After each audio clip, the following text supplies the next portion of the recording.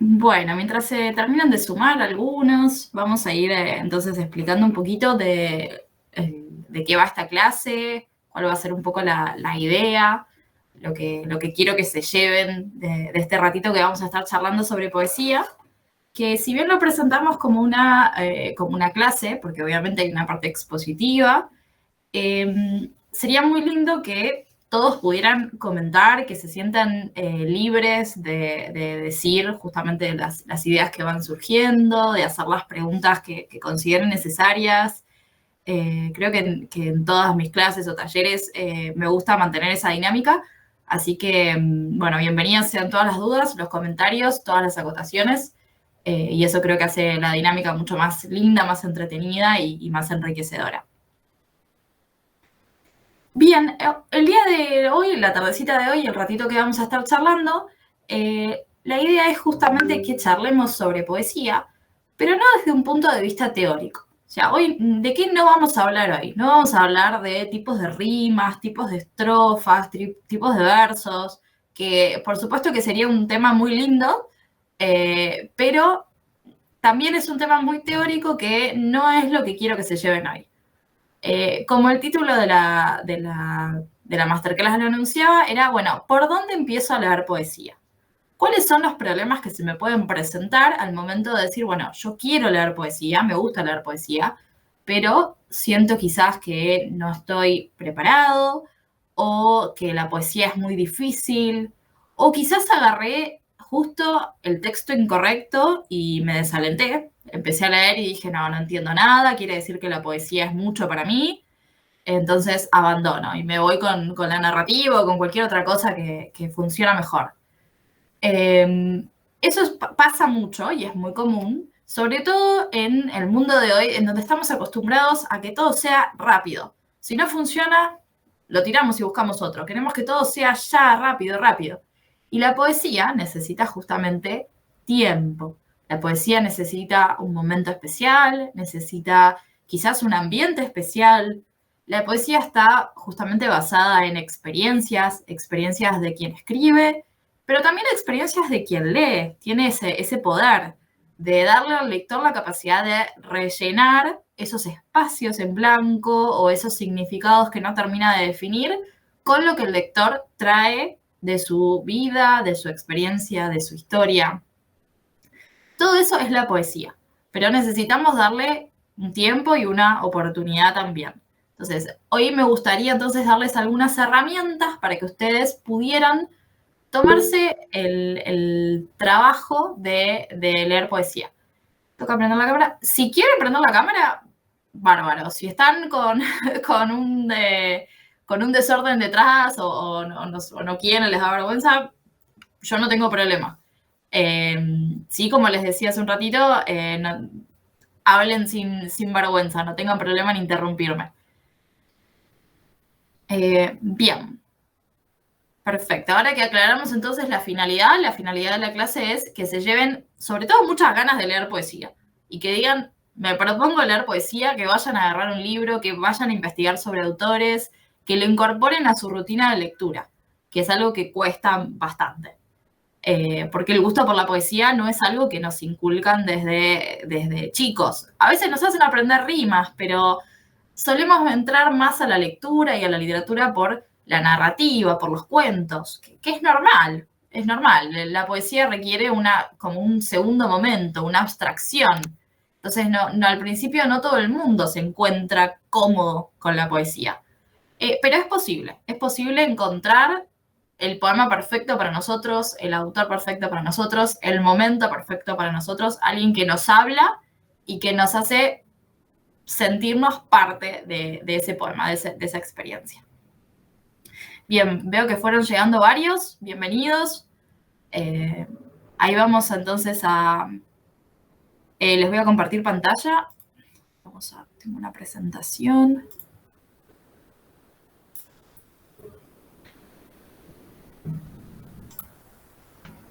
Bien, la voy a dejar así, no la voy a maximizar, porque siempre tengo el mismo problema que cuando la pongo en pantalla completa, después yo paso la presentación y como que nunca pasa y los voy dejando atrás. Entonces, para evitar que eso pase, Lo vamos a hacer así. Un poco más casero, pero, pero bueno, más efectivo. Por lo menos me aseguro de que estamos todos en la misma página, literalmente.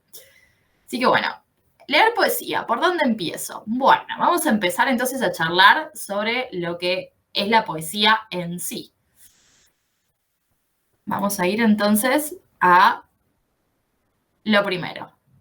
Lo primero tengo que enfrentarme, mejor dicho, a esta idea o este mito de la poesía difícil. El primer problema que yo me puedo encontrar al momento de decir, bueno, yo quiero leer poesía. Y lo que les pasa a muchos de mis alumnos, y es algo que he conversado muchísimas veces, que te dicen, no, pero la poesía es difícil. Yo no sé si estoy listo para leer poesía, porque empiezo a leer y no entiendo nada, hay palabras que no me suenan, la frase está toda dada vuelta, entonces quieren buscar el sujeto, el predicado, y están en renglones distintos. Es cierto. Entonces, la primera dificultad es esto. Esta es la idea de que la poesía es para unos pocos, para los que entienden, para los que estudiaron, porque es difícil de entender. Es verdad que la poesía tiene un nivel de dificultad un poquito mayor. ¿Mayor que qué? Que la narrativa, por ejemplo, que los cuentos. ¿Por qué? Porque el cuento tiene una estructura muy simple. Una introducción, un desarrollo y un desenlace. ¿No? Caperucita Roja va al bosque, la mamá la manda al bosque, se encuentra con el lobo, tienen una conversación, llega a la casa de la abuela, ahí tenemos el problema, y después el desenlace. El cazador salva a Caperucita y a la abuela. Es una línea, ¿no? Tenemos que imaginarnos la narración, las novelas, como una especie de línea. En cambio, la poesía podríamos decir que es como una espiral. Y ni siquiera es una espiral que crece y decrece, es una espiral que de repente crece, de repente decrece, de repente se hace chiquitita, de repente se hace enorme. Entonces, no busquemos la lógica de la poesía. Entremos con la cabeza abierta. La poesía no es un enigma que tenemos que resolver. A ver, ¿qué significa? Yo voy a descubrir el misterio del poema. Si entramos con esa cabeza, ya como que nos va a costar bastante. Tenemos que decir, bueno, yo voy a leer la poesía y voy a ver qué me dice a mí. Pero tengo que abrir la cabeza, decir, bueno, ¿puede ser difícil? Sí, pero voy a ser capaz de encontrar algo para poder entrar. Voy a ser capaz de encontrar la puerta de entrada o de colarme por la ventana, lo que sea más fácil. Bien. ¿Alguno de ustedes les pasó que la poesía les parece difícil?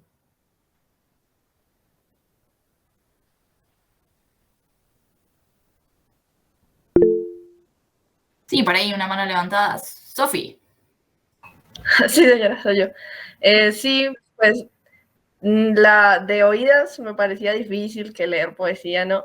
Pero cuando empecé a leer La vida sueño, como que me atrapó la belleza de la poesía, sí, y me pareció, pues no fácil de entender porque sí hay palabras difíciles, pero en sí solo leerlo y que rimara lo bonito que sonaba, me atrapó. Esa fue como la... Perfecto. Bien, buenísimo. ¿Ves? Vos entraste por justamente una obra de teatro que está en verso. Entonces, la historia también ayuda a que uno avance. Esa es una muy buena puerta de entrada a la poesía. Elegir una historia que esté en verso. Por ejemplo, un romance, una obra de teatro. Entonces, uno empieza a familiarizarse con la poesía, pero al mismo tiempo hay una historia. Entonces, la historia nos ayuda a mantenernos en la lógica y avanzar y sentir que estamos avanzando y no que, bueno, nos perdimos en el significado de las cosas. Bueno, muy buen el ejemplo que trae Sofi, porque realmente es clave encontrar cuál va a ser el punto de entrada. Bien.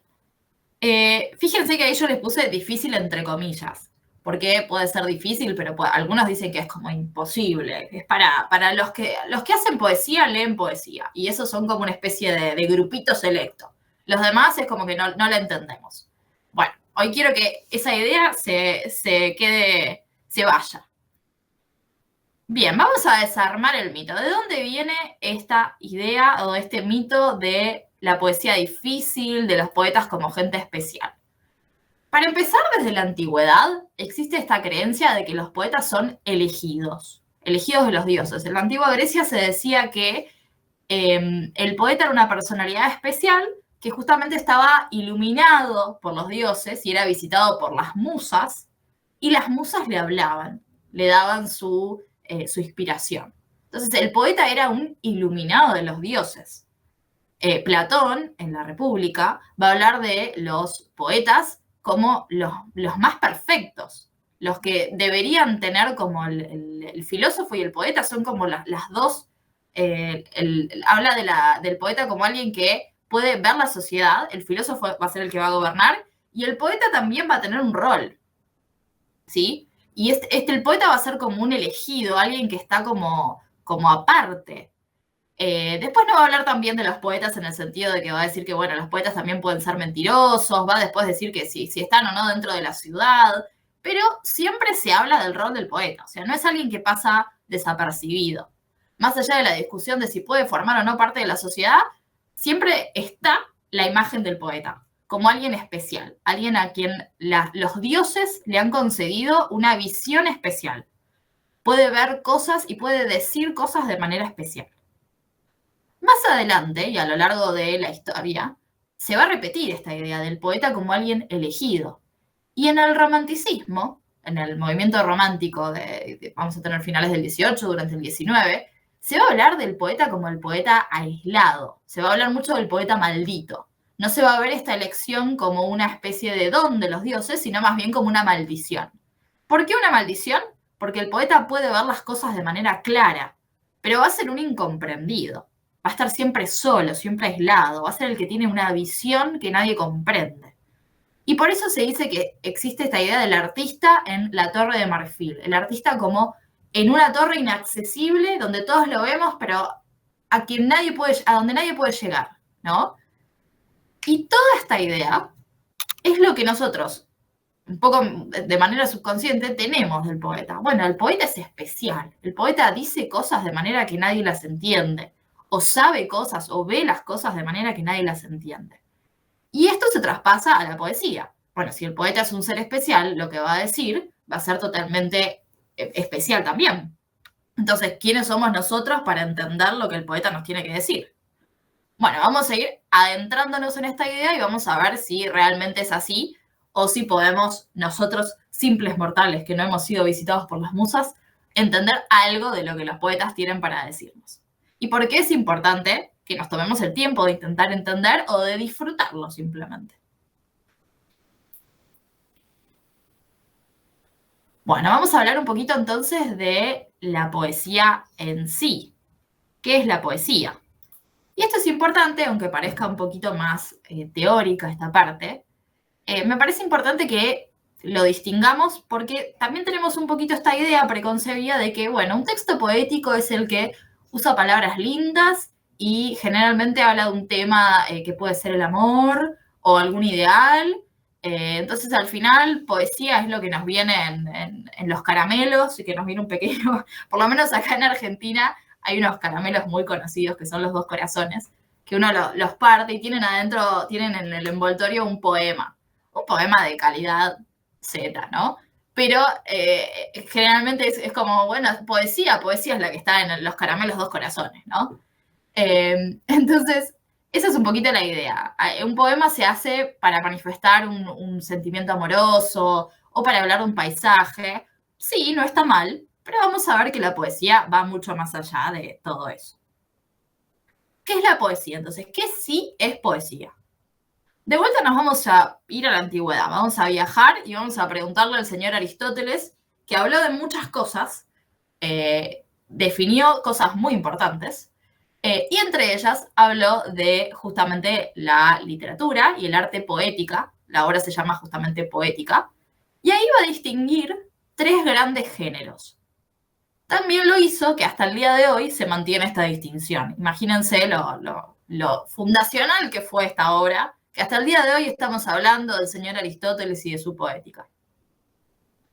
¿Cuáles son esos 3 géneros? El género épico, él lo llamaba épico, es el que nosotros vamos a llamar narrativo. ¿Sí? Pero lo define casi de la misma manera, ¿no? Es la narración en donde se van a contar hechos que van a estar ubicados en un tiempo y en un espacio. Vamos a tener un narrador, la voz de un narrador que nos cuenta eso. Vamos a tener personajes. Necesariamente vamos a tener que estar ubicados en un lugar y en algún momento. Y esa narración generalmente tiene un principio, un desarrollo y un desenlace. Con esta lógica podemos entender todos los cuentos para niños, las novelas, incluso les diría las películas. Hoy en día tienen un esquema narrativo, a pesar de que sea obviamente otro arte, ¿no? El cine y la literatura son artes distintos, tienen un esquema narrativo. Los cómics, por ejemplo, los cómics o las historietas también tienen un esquema narrativo. Las publicidades. Hoy en día todas las publicidades tienen lo que se llama el storytelling, la idea de contar historias, que la publicidad te cuente una historia del producto o que te cuente una historia y después te quieren vender un producto. O sea, esta lógica, que de vuelta decimos, definió el señor Aristóteles, hoy en día sigue muy vigente. Los chistes, las anécdotas, todo iría dentro de este género. Y es el género que nosotros asumimos de manera casi les diría más natural. A los niños chiquitos se les canta canciones, sí, pero también se les cuenta cuentos, porque es una manera justamente de desarrollar la lógica. Y cuando somos un poquito más grandes, empezamos a leer solos los cuentos y empezamos a inventar nuestros propios cuentos. Y después leemos novelas y después quizás vemos una película. Y así nuestra imaginación y nuestro alcance para la narrativa se va desarrollando de manera muy natural. ¿Quedó claro alguna duda? Por favor, pregunten si no quedó claro algo, ¿eh? Sí, por ahí que levantaron la mano. En la poesía también está el género narrativo. La poesía, no. Ahora vamos a ver. Puede haber un cruce, pero la poesía va a estar aparte, va a tener su género aparte. Bueno, me voy a ir al último de la lista, que lo puse al final, pero me voy a ir al género dramático. Porque ahí quiero dejar el lírico para el final. Vamos a hacer los interesantes. El género dramático es lo que nosotros entendemos como teatro. Todo lo que está pensado para ser representado. Todo lo que quizás se escribe, pero que no está hecho para ser leído, sino que está pensado para ser representado. Un guión de una obra teatral, un guión de, no sé, un sketch gracioso. Sí, no sé, ahora que está tan de moda el stand-up, esto que la gente va al teatro y habla y parece que es natural, pero en realidad hay mucho guión escrito. Todo eso pertenece al género dramático. Incluso podríamos meter acá todo lo que es ópera, que si bien es musical, tiene una parte dramática porque está pensada para ser representada, hay también como una historia. El género dramático entonces va a contar una historia, al igual que el género narrativo, pero lo va a hacer de manera distinta. No va a haber un narrador que nos cuenta la historia, sino que vamos a ver la historia. Sí, Sofi. O sea, en ese grupo entraría La vida sueño, ¿sí? Perfectamente, sí, exactamente. ¿Por qué? Porque está hecho para ser representado. Y no hay necesariamente un narrador que te dice, bueno, estamos en tal lugar y está pasando esto, sino que uno escucha a los personajes hablar y uno deduce, estamos en un castillo, hay un príncipe que está encerrado. Pero todo viene de lo que dicen los personajes. A veces hay un personaje que funciona como narrador y que viene y dice, les voy a contar lo que pasó, pero siempre es un personaje, una voz en el escenario. Entonces, eso es lo que entendemos hoy como género dramático, ¿sí? Todo lo que sería teatral. Ahora sí vamos a darle espacio al lírico, que era el que quería dejar al final. Nosotros decimos lírico y por lo general, ¿qué entendemos por lírico? ¿Se les viene a la cabeza alguna idea?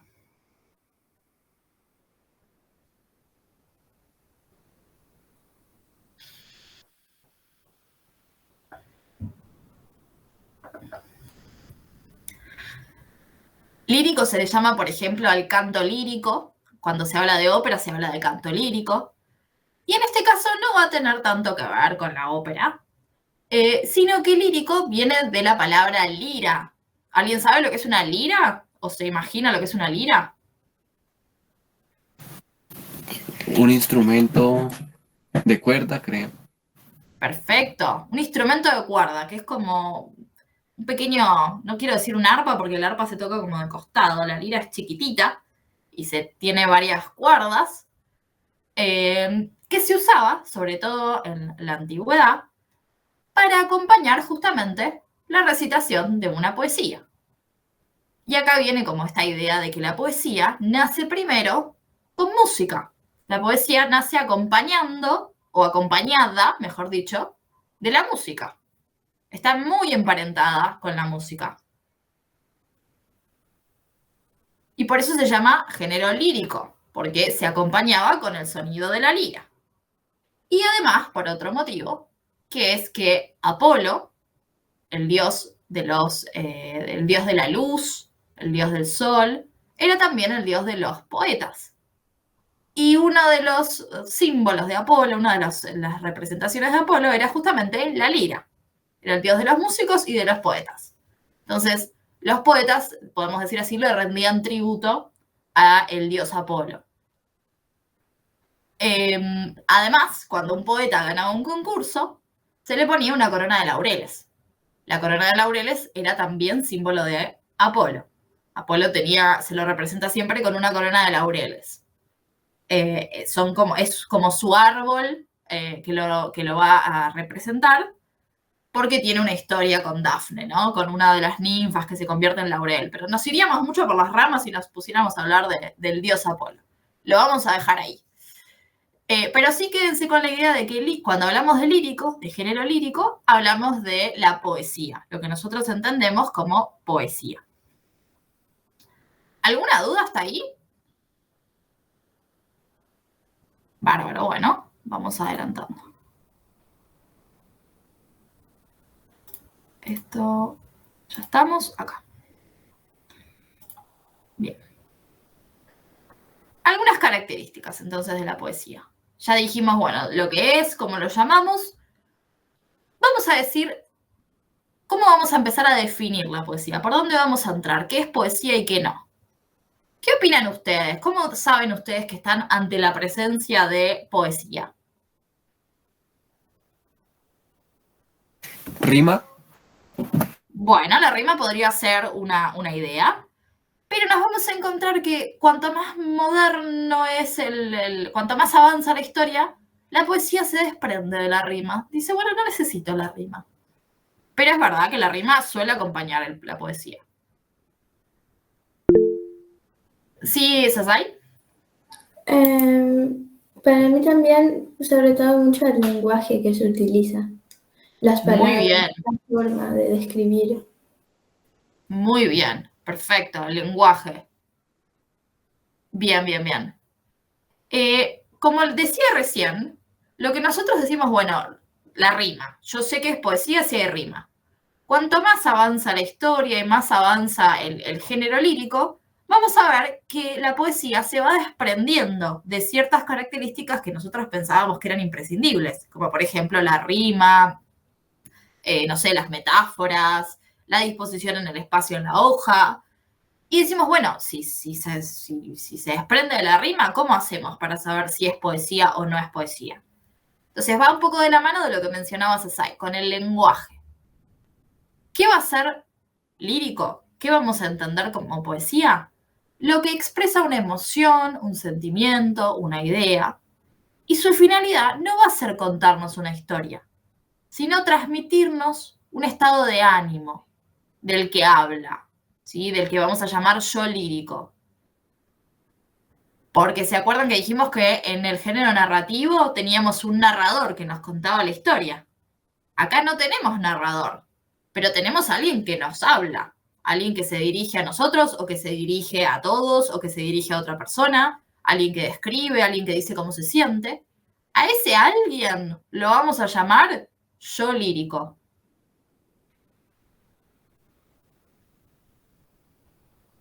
El yo lírico va a contarnos lo que quiera, cómo se siente, qué es lo que ve, qué es lo que imagina, qué es lo que recuerda. No necesariamente una historia. Quizás no hay ninguna historia detrás de eso que nos está diciendo. Simplemente es una descripción.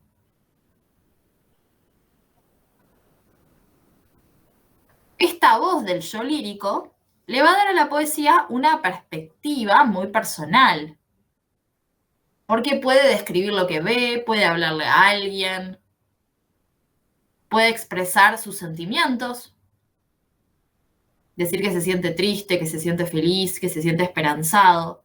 Y todas estas actitudes que va tomando el yo lírico van a hacer que el poema sea distinto. Podemos hablar de muchas cosas y el poema va a ser siempre distinto, dependiendo quién las diga.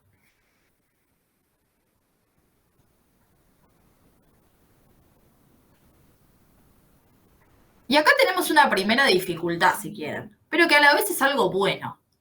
Si el que me está contando me cuenta su experiencia o su perspectiva, sus sentimientos, a veces es difícil conectar con esos sentimientos.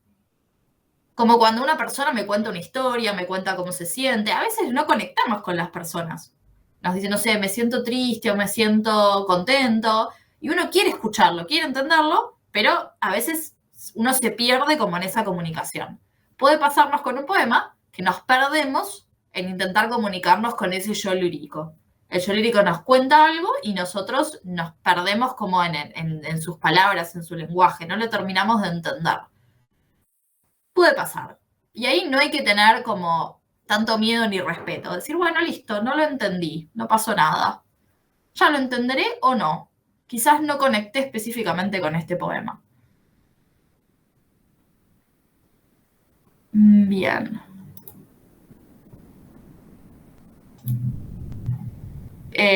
Antes de pasar a esto, quiero que hagamos un ejercicio. Esperen que vamos a dejar de presentar. Voy a mostrarles otra cosa.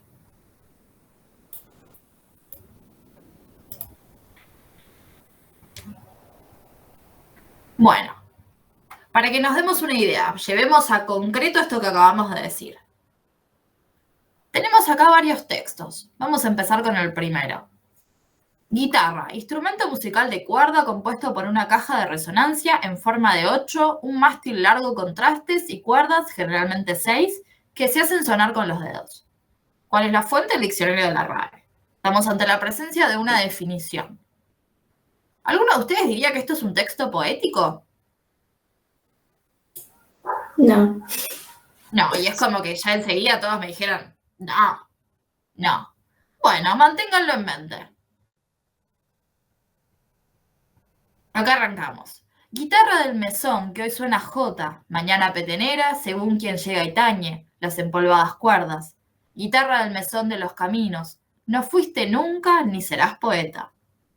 Tú eres el alma que dice su armonía, solitarias las almas pasajeras, y siempre que te escucha el caminante, sueña con un aire de su tierra.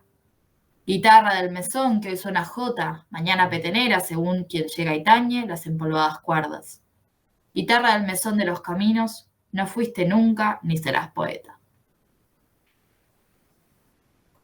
¿Y este? ¿Qué opinan? Sí, hacen todos, perfecto, muy bien. ¿Por qué? ¿Qué encontraron acá que sí?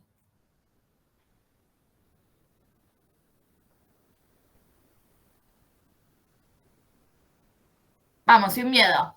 ¿Qué les dijo? ¿Qué les habla la intuición ahí? ¿Qué les dice? Sí, esto es poesía. La descripción para mí. Toda la descripción como que es más sentimental. ¿Es más que? Como tiene más sentimiento, es más sentimental lo que trata de decir. Bien, perfecto. Me gustó esa distinción, porque fíjate que en el texto de la RAE que leímos recién también había descripción. Describe, bueno, es un instrumento, nos está describiendo, pero acá nos los describe de manera muy particular. Nos dice, le habla a la guitarra, le dice, nunca fuiste ni serás poeta. Sí, por ahí, mano levantada. Habla también de los sentimientos, mete más los sentimientos en ese texto, Muy bien, perfecto. Esto que decíamos recién, de cómo en la poesía se habla mucho de lo personal, de la perspectiva personal y de los sentimientos del que habla. Ojo que el que habla no siempre es el autor, porque nosotros decimos, bueno, entonces el que habla es Antonio Machado, porque Antonio Machado es el autor de este poema. No, quizás el yo lírico puede hacer que sea como construir un yo lírico que no es necesariamente el autor. O sea, construir un yo lírico que sea una mujer, construir un yo lírico que sea un anciano y hacer hablar al poema desde otra perspectiva. Los autores tienen también ese talento. Pero muy bien esto que decían ustedes, que enseguida nos damos cuenta que es poesía por el lenguaje que usa, por la descripción, por los sentimientos que involucra. Muy bien.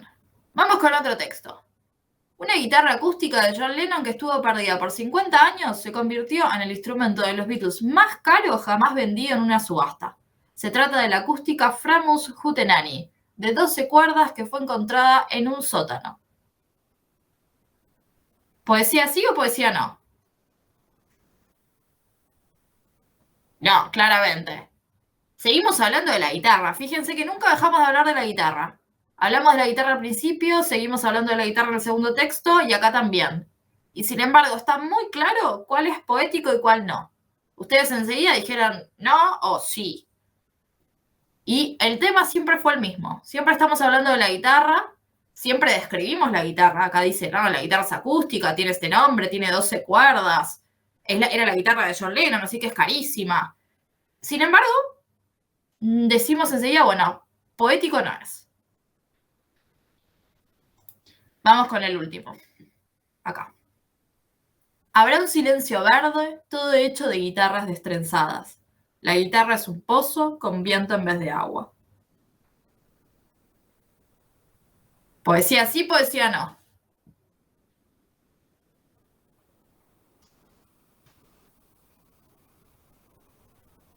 Dudamos más acá. Sí, dicen por ahí.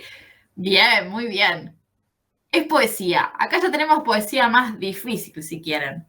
Habrá un silencio verde, uno dice silencio verde, ahí mezcló como dos cosas, el silencio y le puso un color al silencio. Todo hecho de guitarras destrenzadas. La guitarra es un pozo con viento en vez de agua. Está comparando la guitarra con un pozo, pero la guitarra en vez de estar llena de agua va a estar llena de sonidos. Fíjense qué manera tan linda de hablar de la guitarra. No dijo, tío, es un instrumento de madera que tiene forma de 8. Habló de la guitarra como un pozo con viento en vez de agua. Nos hace pensar a la guitarra de otra manera, de una manera completamente distinta. Y nos lleva a ver las cosas de manera distinta, como la está viendo en ese momento el yo lírico, que va a crear el poeta, ¿no? La guitarra es un pozo con viento en vez de agua. Ya no le habla a la guitarra, sino que está describiendo esa guitarra. Y ustedes enseguida dijeron, sí, es poesía.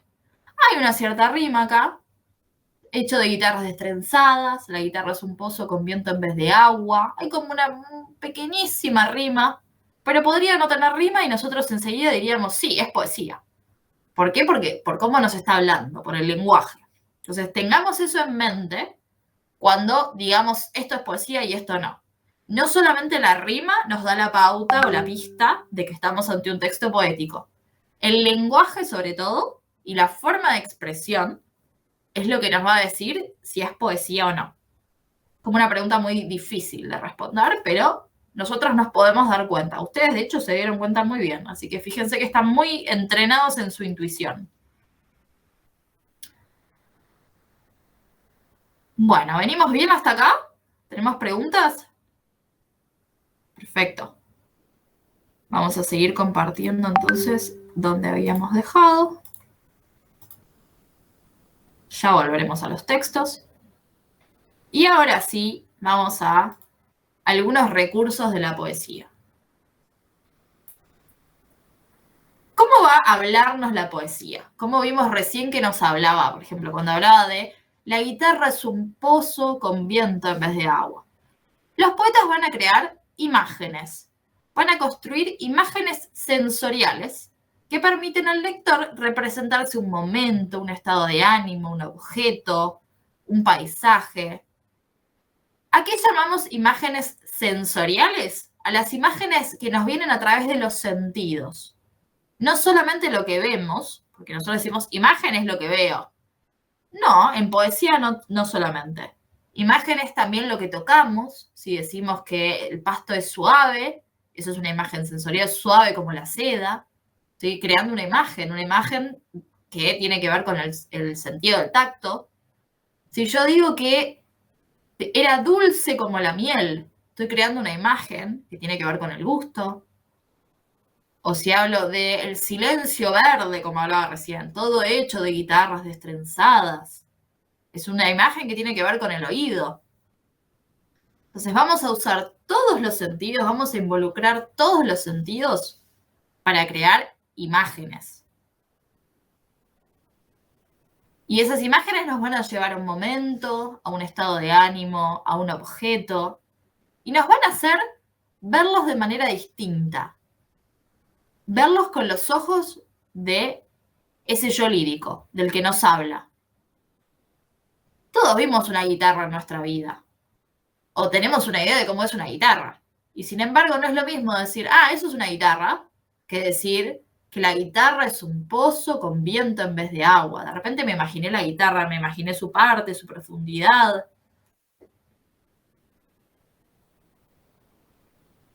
O sea que la poesía no me tiene que hablar de cosas elevadas e incomprensibles. Me puede hablar de las cosas cotidianas, como es una guitarra, como es una flor.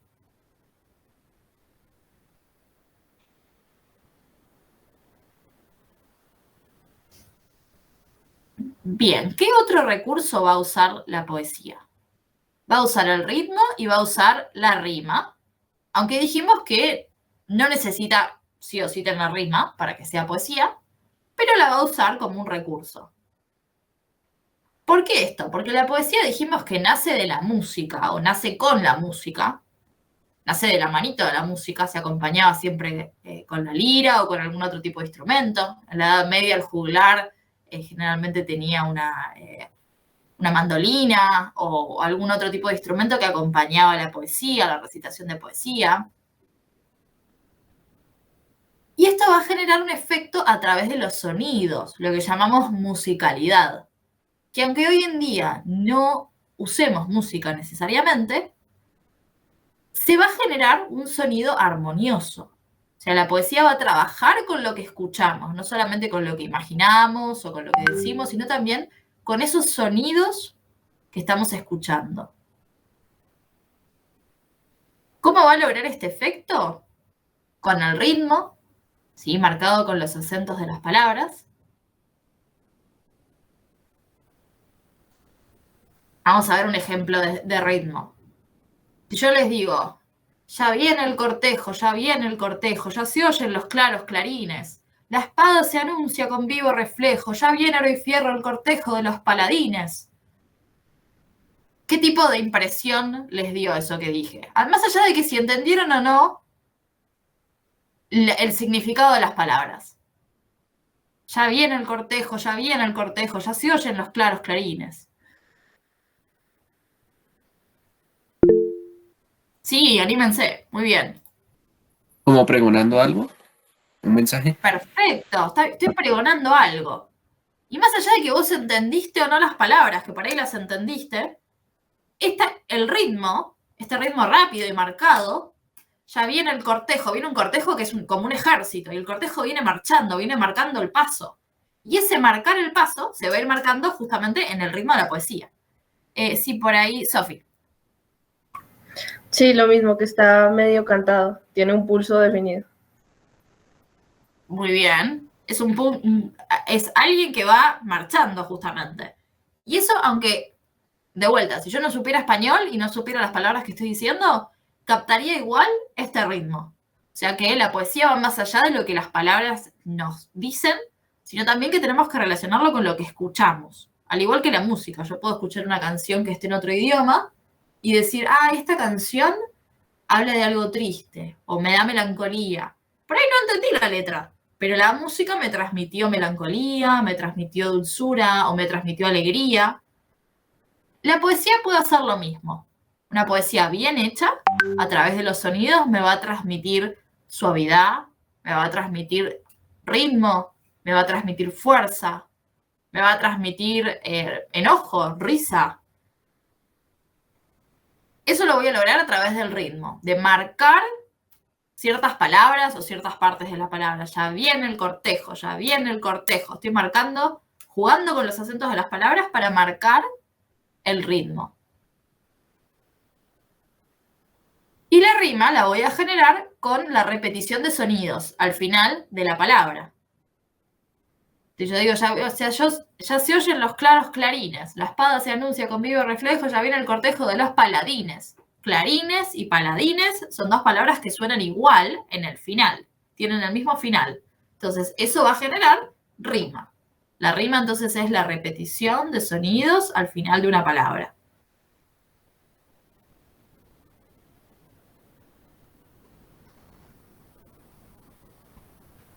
¿Vamos bien hasta ahí?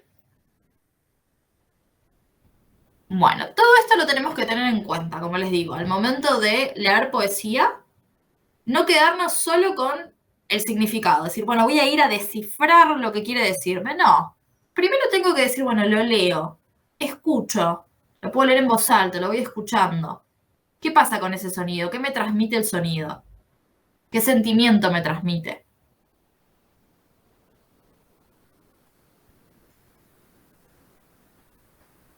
Bien. Esto ya está, esto. Ahora sí vamos a pasar a los consejos. Que si te trataba de justamente llevarse consejos prácticos para leer poesía, nos vamos a llevar entonces, vamos a empezar a hablar de los consejos. Consejos que tenemos que anotarnos. El primer consejo sería leer sin miedo, así como lo decimos. Iba a poner leer sin respeto, pero suena feo decir leer sin respeto. Uno tiene que tener respeto por los poetas. ¿En qué sentido sin respeto? En el sentido de decir, ay no, pero este poeta es un poeta enorme, consagrado, es un clásico. ¿Qué voy a saber yo de lo que me quiere decir Shakespeare o que me quiere decir Dante? No importa, yo tengo que entrar sin miedo. No siempre voy a conectar con un poema desde el primer momento. Y esto no está mal. Puedo leer un poema y decir, la verdad no entendí nada. No pasa nada, no está mal. Lo vuelvo a leer. Lo importante es darse una segunda oportunidad. Leerlo con más detenimiento. Leer una parte, pensar, leer otra. Como les decía hace un ratito, estamos acostumbrados a que queremos todo rápido. Y la poesía no es rápida. Es como enemiga del que está apurado. La poesía tiene que degustarse, paladearse. ¿Veo palabras difíciles? Bueno, no me voy a acobardar. ¿No entiendo una palabra? No hay ningún problema. La busco en el diccionario. Hoy en día que además tenemos la posibilidad de acceder en el celular al diccionario, busco en el diccionario de la RAE lo que significa la palabra y enseguida mi duda quedó resuelta.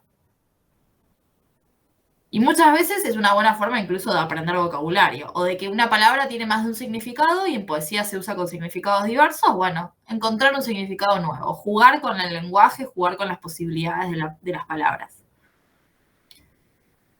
Esto que les decía, es un error pensar que los autores consagrados, los autores como importantes, son inaccesibles. Yo no voy a entender a Shakespeare nunca porque Shakespeare era un genio y yo soy un simple mortal. No. Si sigue siendo un autor consagrado, significa que hasta el día de hoy tiene algo para decirnos. Y si tiene algo para decirnos, yo lo puedo encontrar. Yo con un poquito de voluntad puedo encontrarlo. Y esto último, que podrían decir, bueno, va en contradicción con lo anterior, pero vamos a pensarlo de esta manera.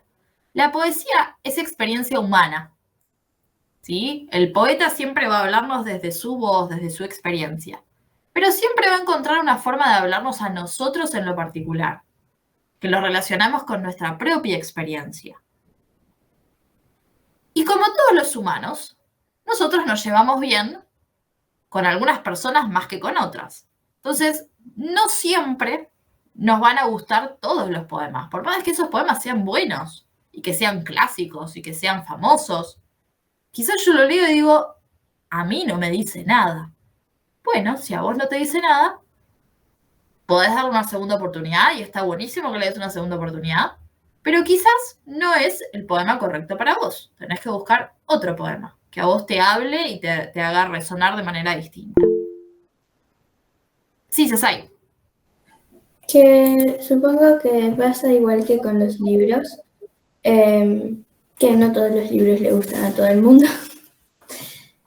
Obviamente como que es como dentro de por ejemplo, las novelas románticas, voy a dar un ejemplo cualquiera, como no todas son iguales y tampoco todas le gustan a todo el mundo.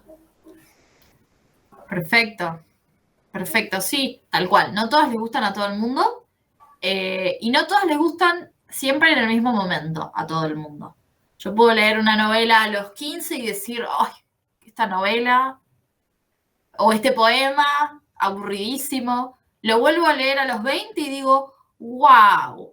Había todo un mundo acá que yo no entendía y como que de repente se me abrió la cabeza. Porque no lo agarré en el primer momento, no lo agarré en el momento justo. O sea, no hay que hacerle la cruz tampoco a la poesía si yo no la entiendo ahora. Quizás más adelante me lo vuelvo a encontrar y descubro que tenía mucho para decirme. Como pasa también con las personas. A veces uno conoce a una persona y dice, ay, no me llevo bien con esta persona. Y se la vuelve a encontrar años después y dice, ay, al final sí, me cayó bien esta persona. Bueno, lo mismo pasa con la poesía, con los libros. Hay que darles una segunda oportunidad. Hay que tener la cabeza abierta.